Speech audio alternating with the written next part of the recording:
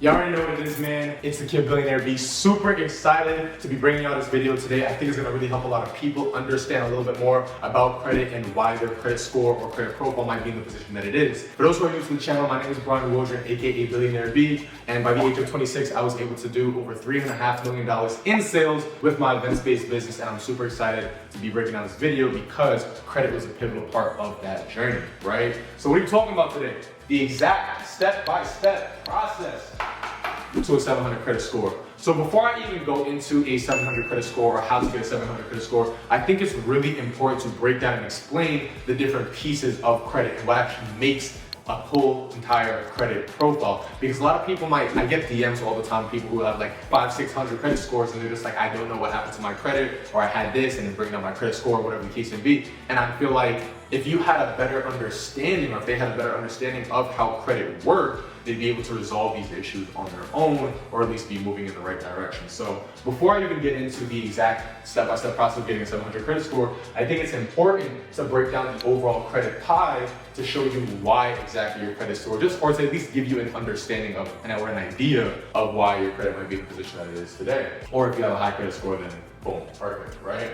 So the credit pie is broken down to 35, 30, 15, 10, 10. The biggest part of that, 35%, is payment history. That's late payments. How well, how accurate, how on time are you with paying creditors back? Now that could be in the form of installment loans, like you had a big chunk of money deposited into your account and you're paying it back every single month. That can be in the form of revolving credit, where you get a credit card with a $25,000 limit and you're paying off a portion of it, or you're making payments before your due date every single month. That's payment history. And to be very honest, it's very, very easy to stay on time and stay on point when it comes down to payment history, because they have things like automatic payments, they have things like minimum payments and all that jazz, right? And that actually comes down to utilization, which is the next thing I'm gonna be talking about, right? So next one, utilization, or UTI, right? 30%. Now this one is the one that gets people messed up. Utilization.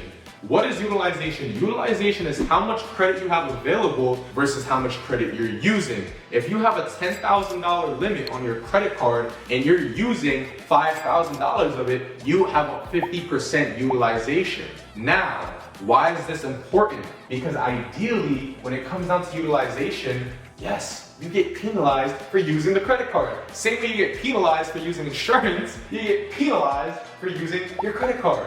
Insane, right? Now, why is this important? And I'm actually going to be going into a little bit later how to get around utilization, as well as how to get around all these different steps. But let's continue with understanding the overall credit profile, right? So, utilization, ideally you want to be staying under, they say 30%, but in actuality you really want to stay below 20 and ideally below 10%. Next one, 15% age. How long have you had credit, right? How long have you had credit cards in your name? How long have you gotten your first installment loan? How long is it since you've been first introduced towards credit? This is 15%. Ideally, people like to see 4 years of age plus, right? We're going to go into that benchmark again.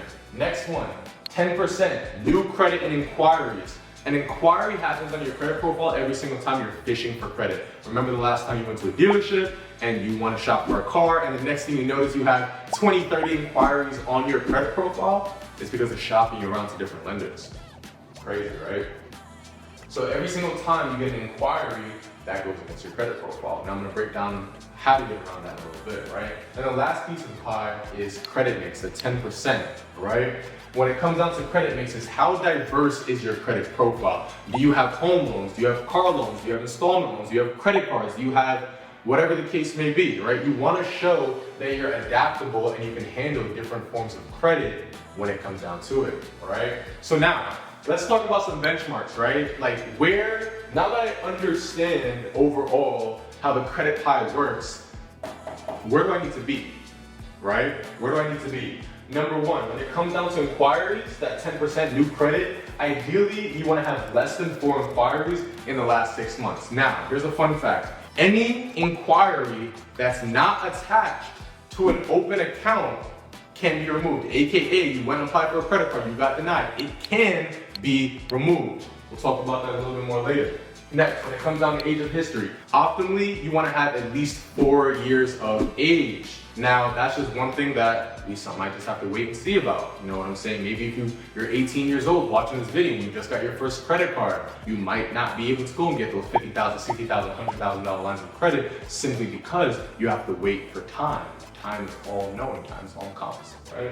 Next, you want to make sure you have 4 to 6 primaries, ideally 2 to 3 with very high limits. When I say a high limit, I mean above 2,500, right? You want to make sure, because remember, banks work with something called comparable credit. If I see that you have $10,000 over at Bank of America and you're coming to me, American Express, I'm gonna be a lot more willing to lend you $10,000 because I've seen that you've already been responsible with it. And then last but not least, and probably the most important, no derogatories, no collections, no charge-offs, no bankruptcies, defaults and student loans, none of that. That's a red flag, big red flag, neon red flag. Think about it like this. If I know for a fact that somebody else lent you money and you folded, I'm not lending you money, bro.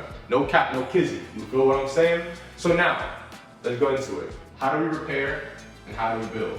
When it comes down to the repair process, payment history, late payments, I'm not gonna lie, they are very, very difficult to remove.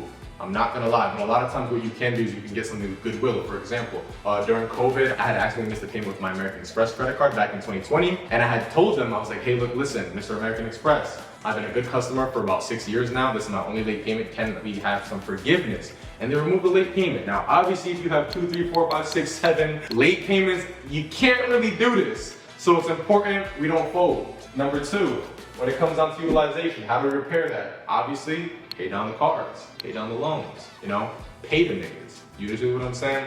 The easiest way to reduce utilization is to pay them. But here's a fun hack, right? And every single time I make a video on this, people are just like, what? How do you do this?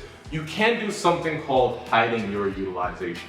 Now, when it comes down to hiding your utilization, what you essentially want to do is you have 2 credit cards and you're having 2 different reporting dates. Now, reporting date, aka the statement date, is the date that the credit card reports that balance, not the due date, the reporting date. It reports that balance to the credit card company. So your due date might be the 1st, but they're not reporting your balance until maybe the 3rd, 4th, 5th, or 6th. So essentially, if I have a Chase credit card and I have an American Express credit card and my Chase due date is the 1st, which means my reporting date is probably the 3rd, and my American Express is the 15th, which means the reporting date is probably the 18th, I can essentially do a little swap-a-roo. I can take the cash off the Chase, pay off the American Express, and then take the money off the American Express and pay off the Chase when the time comes. Don't let that goal be ahead.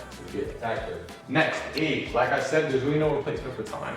Sometimes you just gotta let it rock. What you can do is you can become an authorized user on somebody's credit card, where essentially if you have a parent with good credit, whatever the case may be, and they have a long credit history, they can essentially put that on yours, and that'll also improve your payment history. Or you can do something called a trade line, where you're essentially paying somebody's older account to be on your account. Those typically only last about 30, 60, or 90 days though, so do be careful. New credit inquiries, like I mentioned before, any inquiry that's not attached to an open account can be removed. And then last but not least, credit mix. Now, if you don't have a good credit mix, this is actually a really, really easy way to go ahead and get that done, right? You can get something called a pledge loan. Now, Navy Federal is really popular. They have an amazing certified pledge loan program. And what essentially a pledge loan is, it's a collateralized loan. I'm gonna give the bank $10,000 and they're gonna give me a loan for that same amount. So I'm gonna give Navy Federal $10,000. They're gonna give me a pledge loan for about $10,000 as well. But now here's the kicker, right? What you want to go ahead and do is right before that loan matures and it has that reporting date, you want to pay off 90%. Now you have a 90% paid off pledge loan on your credit profile. Your score is going to go through the roof. Let's get active, all right? These are all different ways you can repair and build your credit. What you want to do, again, like I said, when it comes down to payment history, let's recap for a quick second, right? Payment history, you want to build, you want to repair. Let's get those late payments off. You can also use websites like Self and Kickoff and Revolve, Install, like Credit Strong. These are all different programs that allow you to put your utilities, your rent, rentreporters.com. You can use your rent. You're paying rent every single month, right? You're paying utilities every single month, right? You're using Netflix every single month, right? You can use another website called Stellarify. These are all different websites that you can use to go and put things that you're already paying for on your credit profile. Let's get active. UTI, hiding utilization trick, age, trade lines, authorized users, new credit inquiries, getting them removed, credit mix, pledge loan. Y'all, I hope this video was really, really informative. I want to see you get that 687, 750, 800 credit score so you can turn up get active. Let's go.